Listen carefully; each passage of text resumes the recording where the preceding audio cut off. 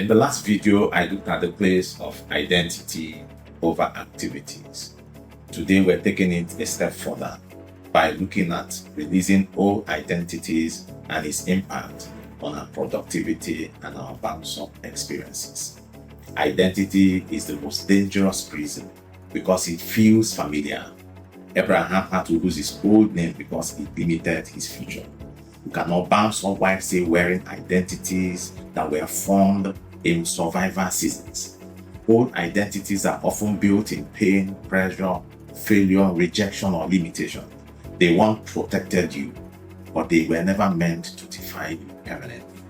In the bounce-up journey, release comes before you rise. There's great need for old identities to be released and discarded because they cap your capacity. When you still see yourself as the one who failed, the poor one, the rejected one, or the struggling one, your decisions will unconsciously serve that version of you, even when opportunities for elevation appear. They anchor you to past seasons. God may have moved you forward, but if your identity is still backward, you will resist the very doors meant to lift you to a higher level. They create identity behavior conflict.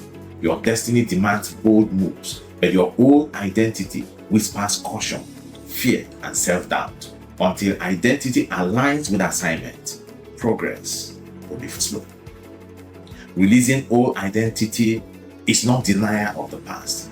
It is not arrogance or pride. It is not pretending pain didn't happen. No. That's what we're not saying. That's not what we're saying.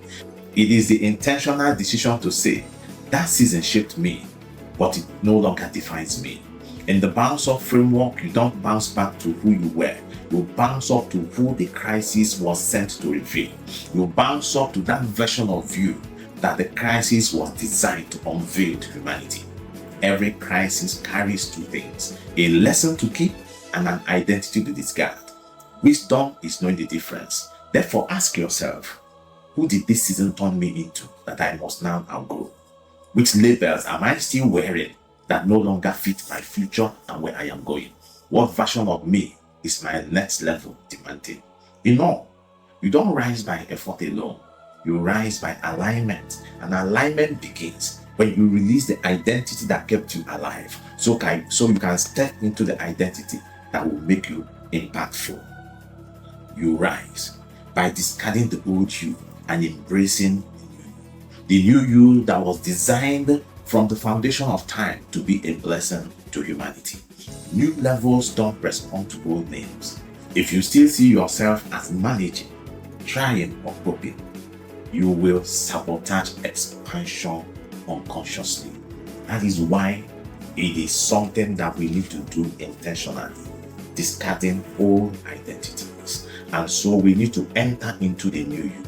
In your mind, you need to enter into the new you. In your mind, you need to embrace that new version of you, which, when it is done perfectly, unconsciously transports you to who to be. It's a wonderful year, and I look forward to seeing you tomorrow. Thank you.